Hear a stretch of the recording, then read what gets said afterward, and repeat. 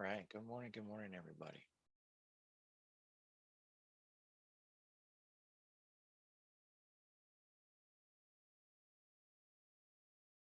We got red on the screen across the board around the world.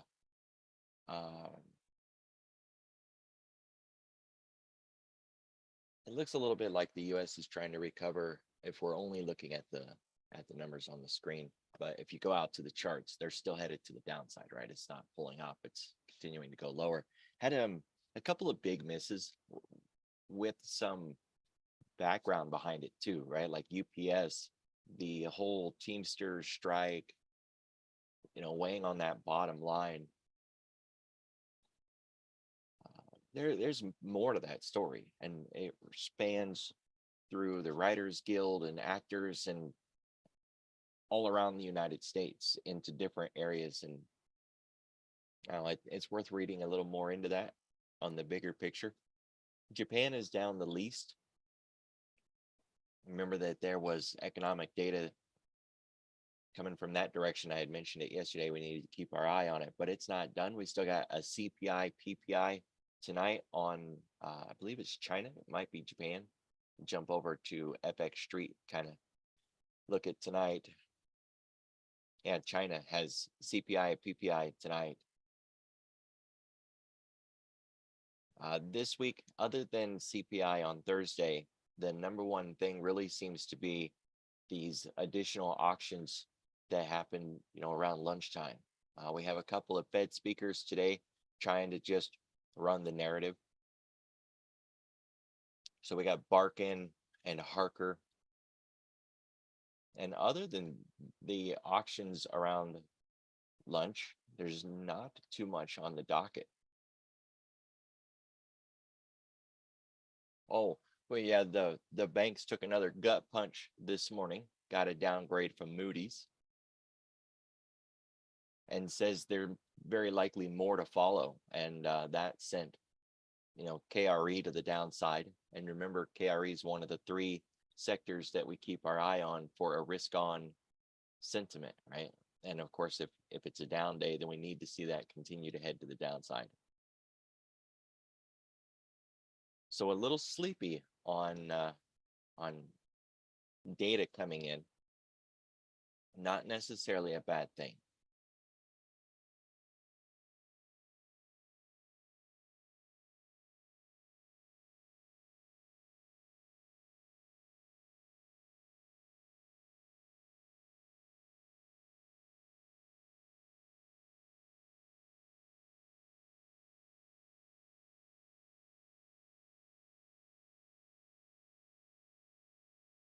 So looking at US dollar Japan here on the weekly, we're still above all the major moving averages, still holding underneath that 145 and still above the 138. Nothing's changed, and we're sitting inside of last week's range.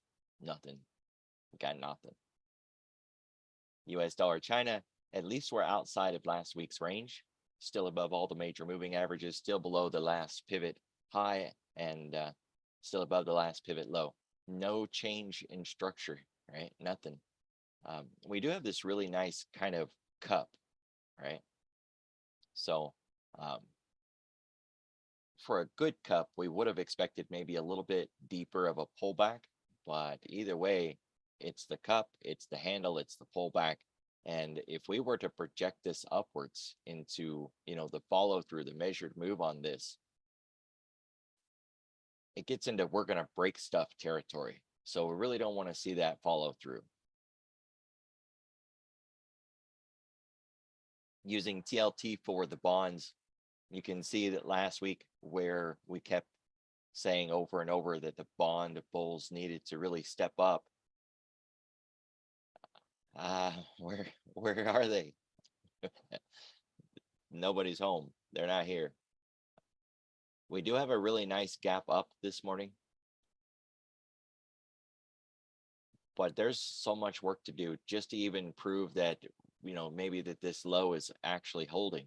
We're underneath all the major moving averages, and 50% of last week's bar is the number one focus at the moment.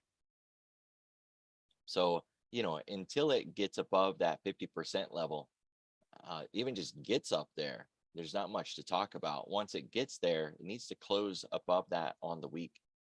That would be a really good start. And even then, it's not guaranteed to solve the problem, right? But at this point, the strength of the weakness is impressive. Does that make sense?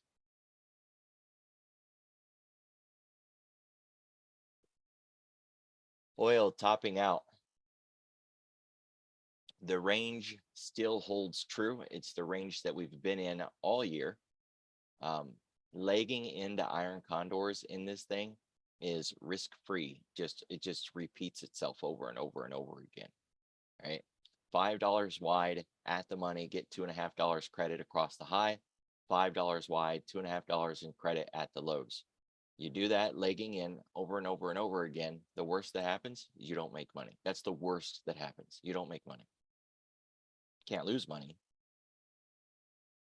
other than commissions. I guess you could lose commissions. The gift that keeps on giving.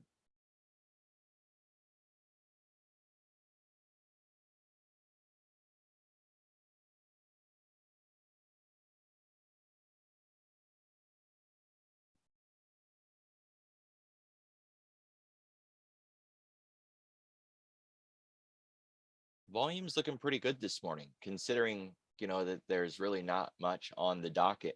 139. This is the second week in a row where we've seen these high numbers.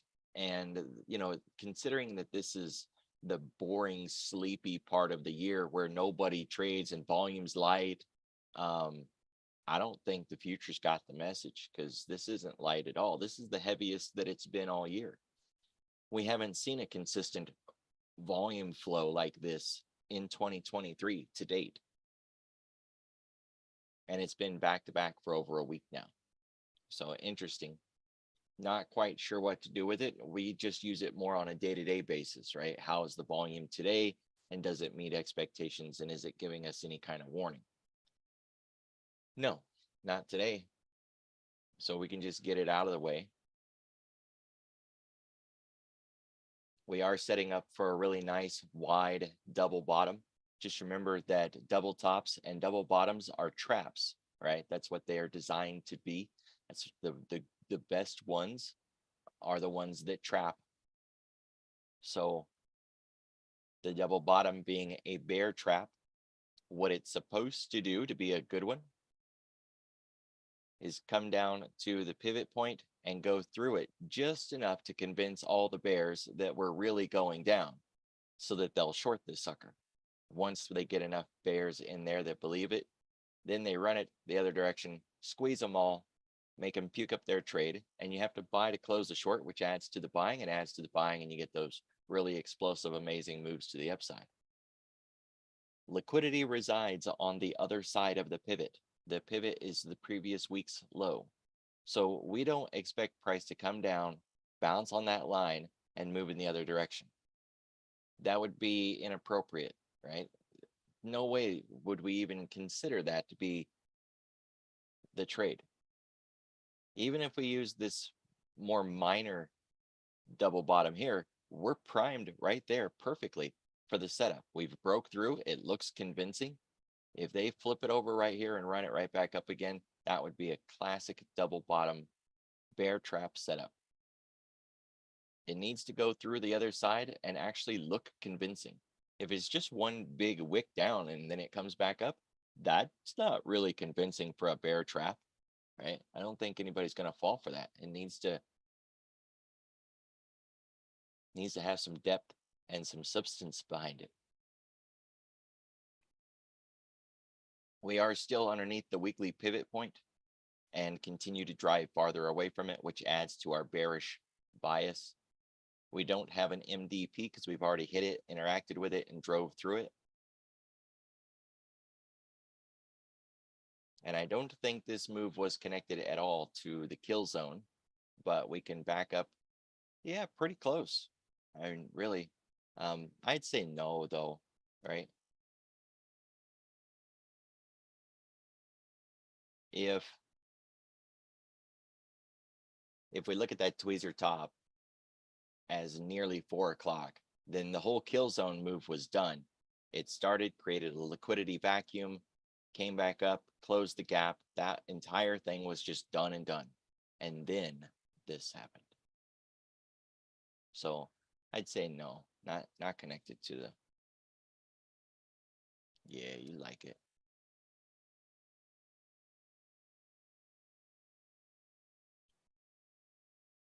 10-day, 30-minute volume profile. When we're at the highs, we expect to go to the lows. When we're at the lows, we expect to go to the highs. We're at the lows. Dun, dun, dun, dun. Captain Obvious. We still have that gap to close from that Tuesday, Wednesday gap. Again, that's a unique gap. It's different than, say, the Friday to Sunday gap or, just anything like that. We do have a classic V shape forming. Could get a little more on the bottom, but I don't really think we need it at this point. It's the classic shape. Shallow area if we can get back over the hump, but that's a lot of work and a big if. We weren't able to do it yesterday, right? Failed miserably at trying to get through all of that trash. If we can get through it, smooth sailing back up to the point of control. I don't think that point of control is going to be there tomorrow. I really think the point of control is going to be down here with us. If not tomorrow, then perhaps Wednesday, right? Because we're going to move that down if we continue to hang out in this region.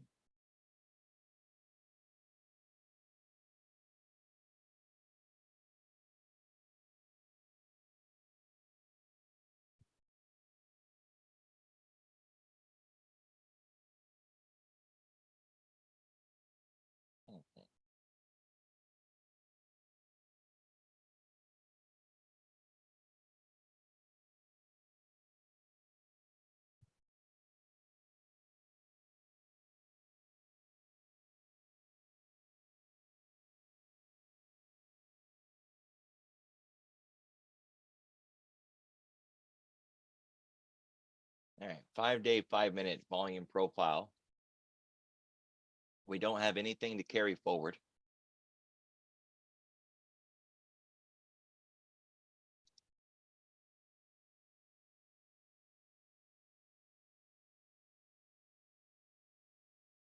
But we do have a VPOC over our head from Friday. Why that wasn't in there, but whatever, it's there now.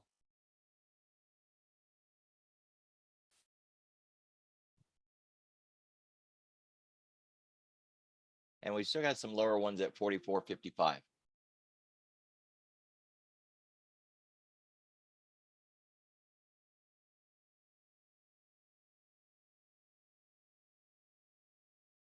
So we really don't have much here this morning.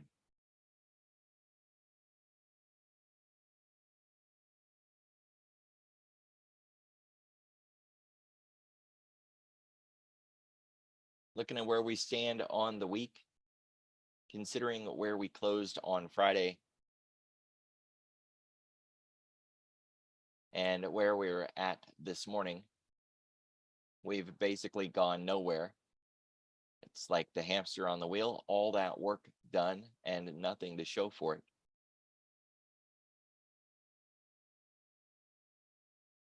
But you can see the edges of the box in each direction. If we're in the middle of the basketball court, then we've got plenty of room to run and go either way.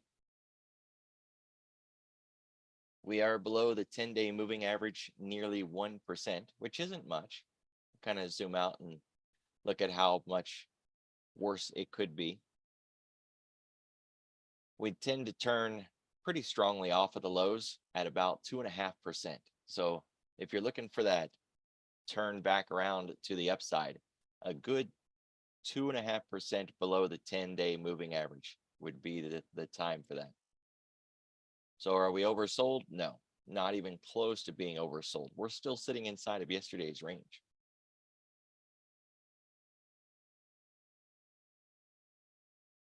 And on the weekly, we're still 1% above the 10-week, which does beg the point that we need to put the 10-week on the chart today, because if we continue this downside move, we're going to hit it. right? So you can see here on the chart on the right, this is a weekly chart. That blue line there is the 10. So that is a simple. Let's just turn it into an exponential. And we're looking at 44.61. Well, that's within our reach.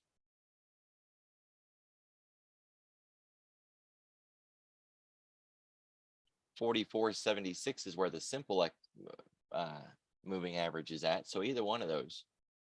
44.78. It's not that far away. 1% is what it said from the other chart, right? So you're going to want to know where that is.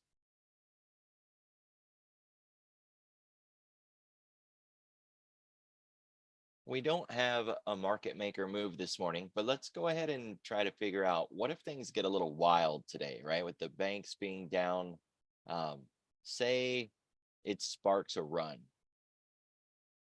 and things just really kind of get nasty. The ADR is nearly hit. We've got a 21-day ADR of 0.94%, so nearly 1%, right? That would be a 1% drive in a single direction. The yellow line, 44.97, because we just round up, right? 44.97. And the previous week's low is at 44.93.5. So that's obviously within our reach. We're nearly there already. But that's what a normal move would look like.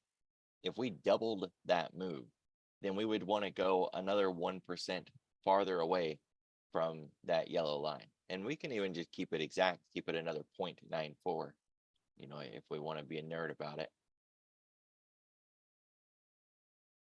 That gets us through the voodoo lines down here at about 44.60.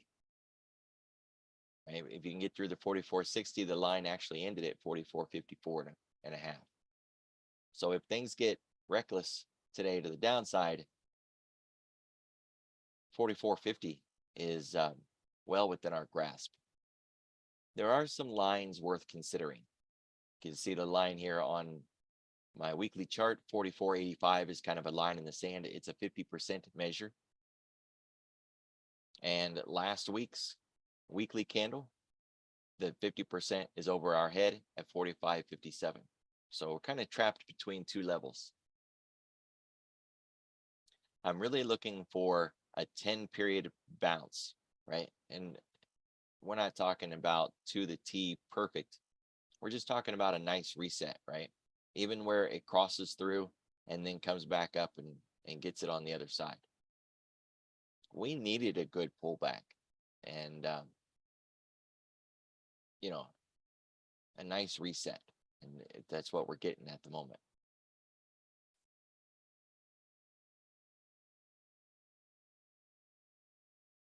This is really starting to look like a rug pull event.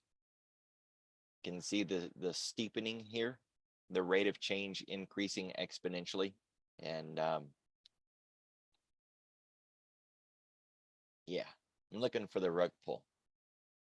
So on the way back up, if they do flip this over, and I haven't had a chance to go look at trading ticks and see where the levels are at for gamma and things like that. But if they flip this over and start running it back up, we're going to have a heck of a time working through all of these levels. So the only good thing is the intraday volume today won't have big structural levels to it. We moved through it so fast that we didn't leave anything behind, and we should be able to move back through it just as fast, at least until we get back to that 45.15 area. Now, once we get into that area, then it's going to be a little more difficult. That starts getting us into this trash from yesterday, right? So a run back up once it gets into that should be a little harder, but the first part be more like a V shape.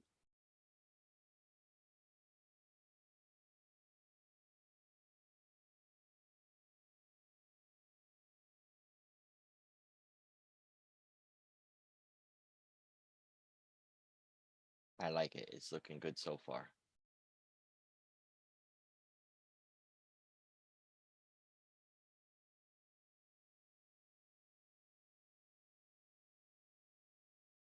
All right, what's hot and what's not?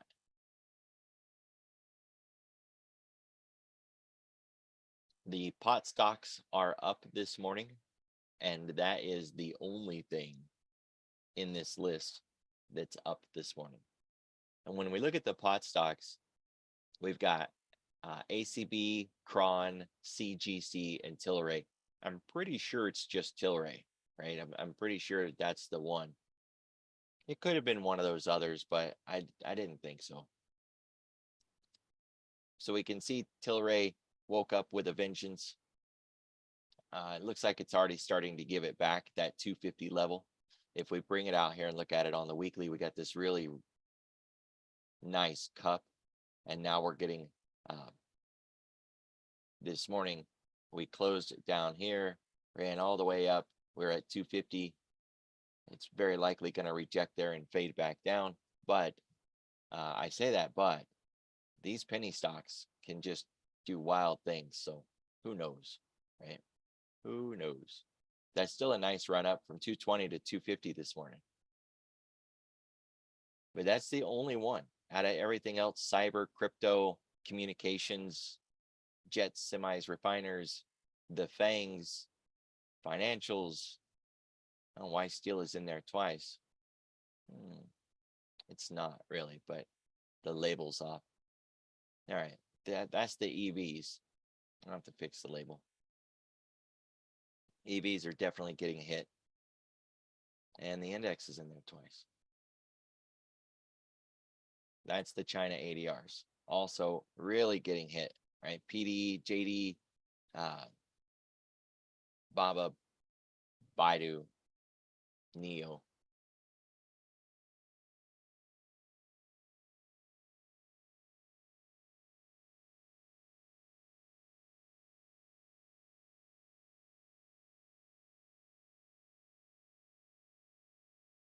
.6% to the downside this morning in KRE, and China ADRs are right behind it at 2.5%. Emerging markets at 1.5%, and energy a little bit of a surprise. Not really. It might be easier just to say, well, what's up this morning? What do you got? And I mean, really, Bitcoin. We've got Bitcoin up 1%.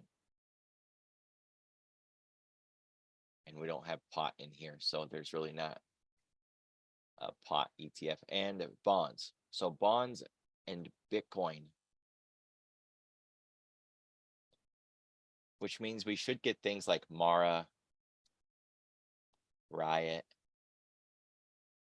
Hive, Hut. Those aren't looking too bad if they can keep it. So all the Bitcoin proxies.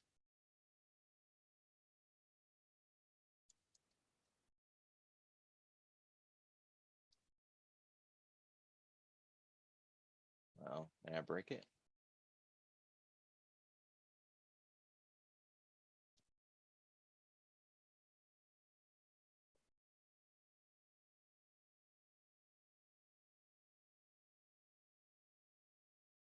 So nice moves in TLT here in the overnight, considering where we closed, 95.48, and we're already, well, we were past that 97.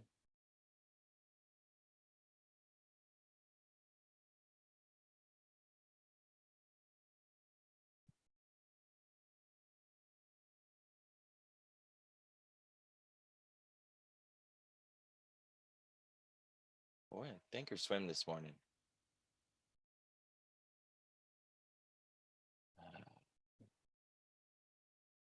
So we are working on getting past that weekly pivot point. That'll put us in a bullish structure, and we should begin focusing on, reclaiming that $100 level, one step at a time, right? Little by little.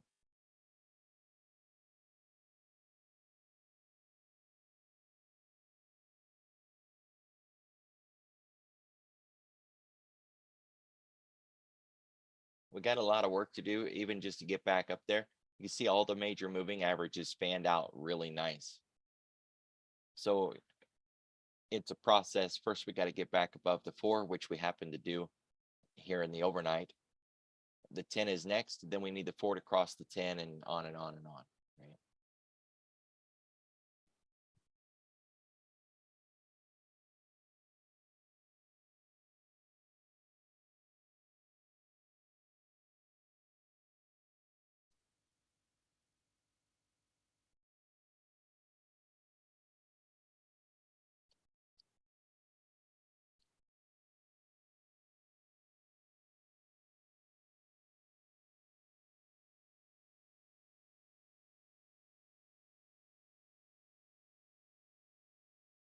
So Tesla yesterday had that nice bounce on the 50 period moving average, trying to recover.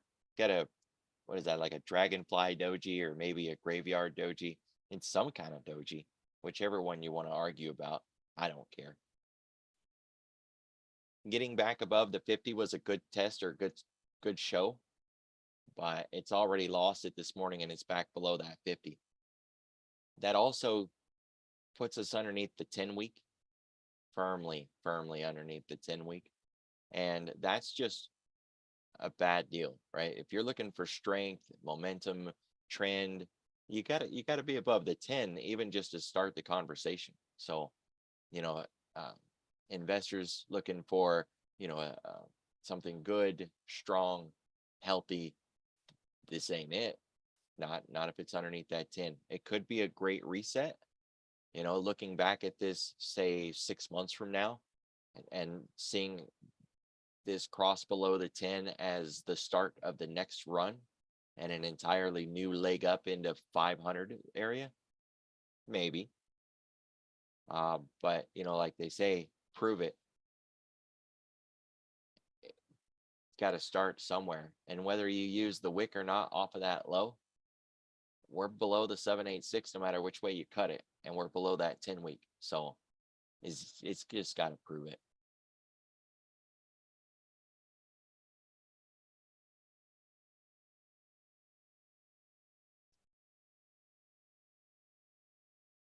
Noticing a market maker move on all of the fangs this morning, right? Every one of these that I'm jumping through, we got a market maker move. Remember, that's a sign of the front end getting hedged up, right? They're trading in the front of the options. I was using an AI bot yesterday to analyze options flow, which is really cool when you think about it, right? You ask the bot, what do you think of this flow? And the bot was giving back, a pretty decent answer.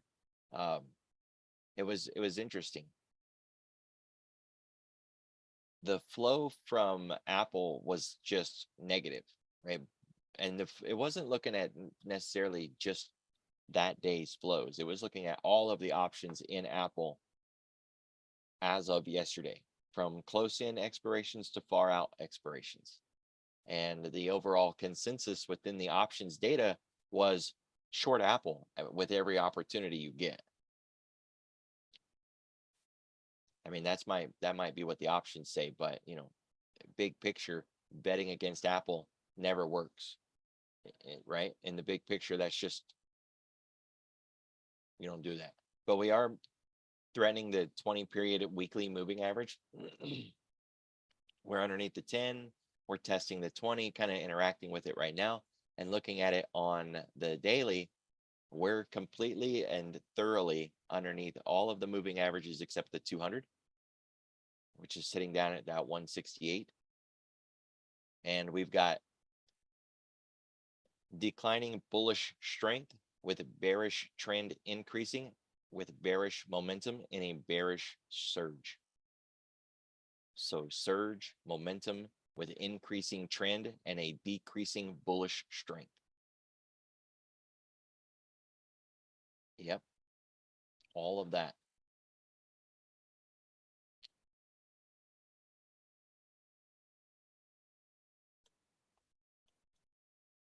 Yeah, the bot is TANOS. Yeah, I know. It's a new one too. New one. New.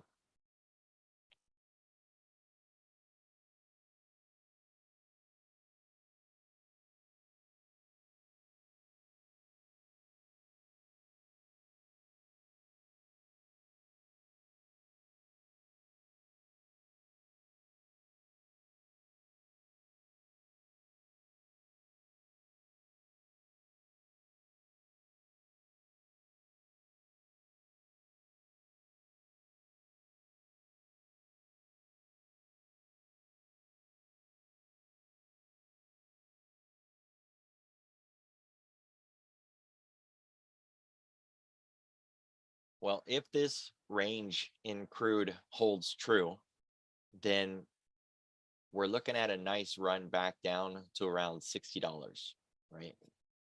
Midpoint around 65. It's that same $10 move from 60 to 70 in USO. 60, overshoot to 55 with an overshoot on the top into like 75. But just ping ball, right? Back and forth.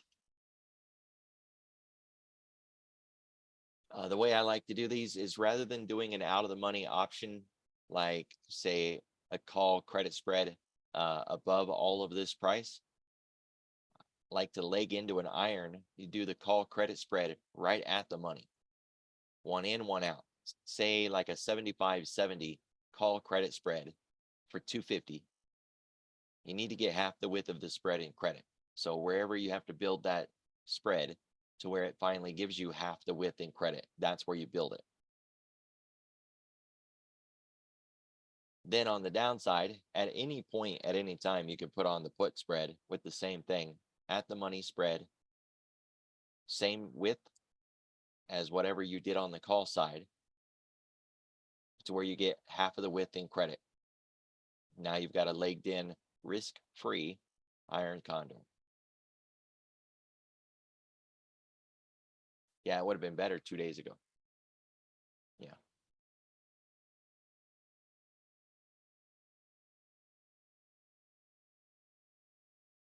So we do have this zone to work through in the financials. This is XLF instead of KRE, but it's still going to take a hit. We've seen a lot of names in the financials that were doing good, right? Like AIG, insurance. When we say XLF, it's a hodgepodge of different directions. Trading desks, insurance companies, there's everything in there. That's why using KRE is more specific. You get right into the banks themselves. But XLF is going to take a gut punch out of this. And what happens to the reflation trades, right? Or the reflation trades? So XLF, XME, XLE, those kind of things. And is this going to, tamp down the growth value rotation? It shouldn't, right? The idea would be when the tide goes out and everything goes down, that those value names will fall less than the growth names, right? That's the idea anyways. Everything's going to fall, but those will fall less.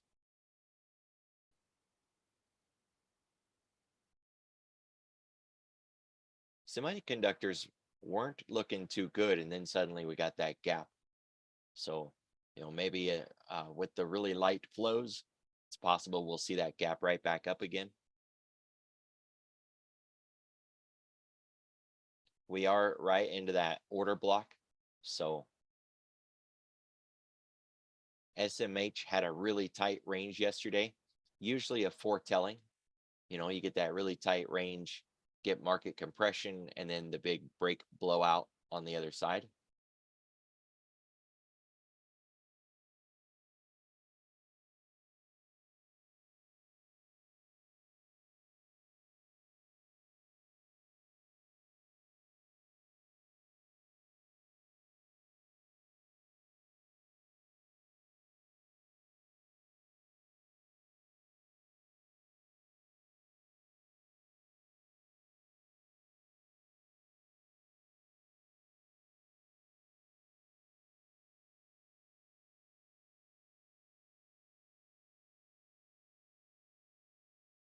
All right, Mara's not red, but it's certainly not very green, right? In the grand scheme of things, that's not looking so hot. I guess we just ought to be happy that it's not crashing and burning with everything else. Riot behind that at a 0.5%, exactly the same chart, really sideways, barely getting anywhere. And on the daily, I mean, this is not a picture of hell, right? By any stretch of the imagination. So, those two spaces are pretty much anything you have that is going to go counter trend. And I was talking with somebody about that yesterday on a day where it's a negative day and everybody's short, focus on something that's going up, because there's a lot of traders who don't use options, don't like options, don't understand them, don't use them. And so when they come in the day trade, their really only recourse is to go long or sit out or use inverse products, which again takes them long on a day that everything is going down. So they'll all pile into the one thing that's going up, and then that one thing going up really goes up. Well, the first thing that comes to mind this morning is Eli Lilly. This thing closed, at around 450, and this morning it was above $500. Now it is pulling back. We're sitting in the 490s, 480s at this point, but I wouldn't count this thing out. If it's literally the only thing going up today, you can bet somebody's going to hold their nose and start buying it.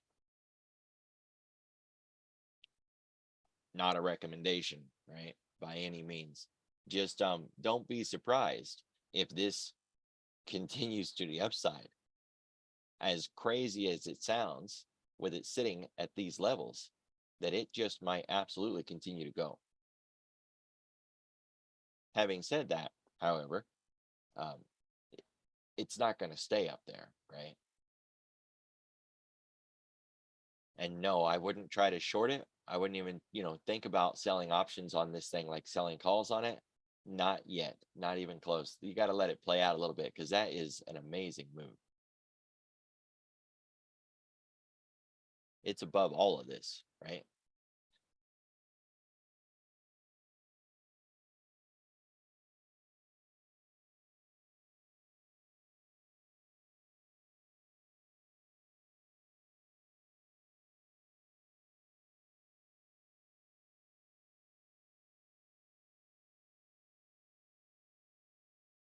It's sitting at $500 this morning. It's never been there. It's been a consistent, persistent march to the upside, and it's way up here. So, yeah.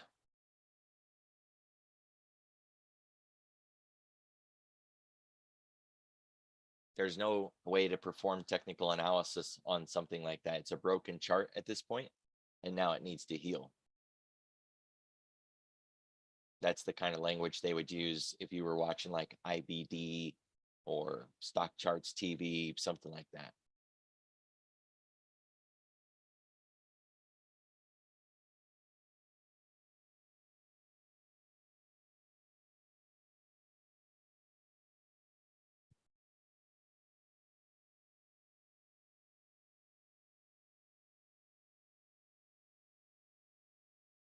Those China ADRs are really getting whacked. And remember, China's got that PPI CPI data coming out tonight. So maybe they're just front running that, right? And certainly the stimulus dried up. We've seen that last week, where we just quit seeing China going up every day. Now, then it started closing down on the day, and now we're starting to see, this continued weakness in those names that were all getting bid up during that China stimulus.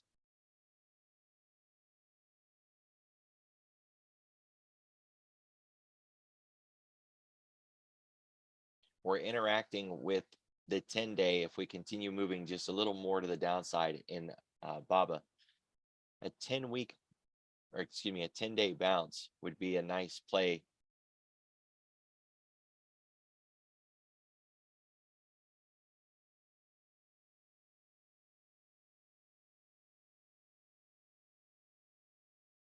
It's really nasty, but it is there.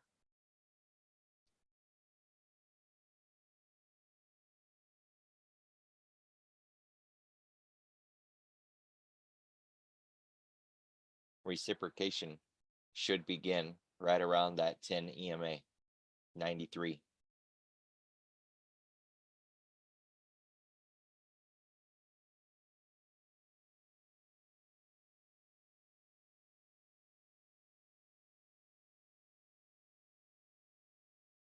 Not much, right? Sorry I can't offer more on this morning, but there's really just nothing out there. Everything is negative and weak, all predicated on the banks and the forward global outlook of central banks around the world. And keep your eye on what's happening with the 10-year.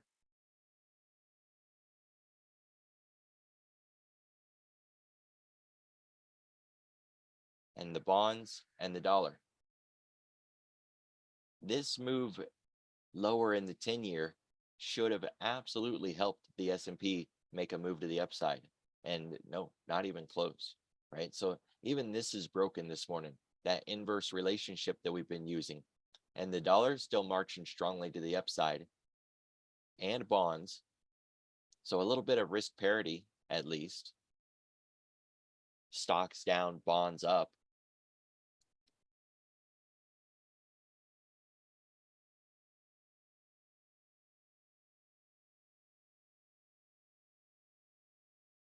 But I mean, really, we got nothing. The tools are disconnected, basically broken. They're no value to us this morning, other than say, watch the dollar, right? If this thing turns around, hits some good resistance and begins to fall, that could help. We do got that 102.99 or basically 103 quarterly level coming up. That's another 20 cents away. It's not that far. The dollar or the Dixie above 103 could really start to put us into a risk off scenario. But that's offset by the 10-year getting back down below 4%. So there's just no help there. Everybody be careful, be safe, have a good day. Watch the clock. Those additional auctions today are going to be front and center, right? Above and beyond anything else, very likely. This is what we have for the day. So 11, 11:30 and 1 o'clock. You got to get past 1 o'clock. And it's the front end, right? It's 3-year notes. So yeah. It's kind of important. You're going to feel it. It's very, very likely you're going to feel that today at 1 o'clock.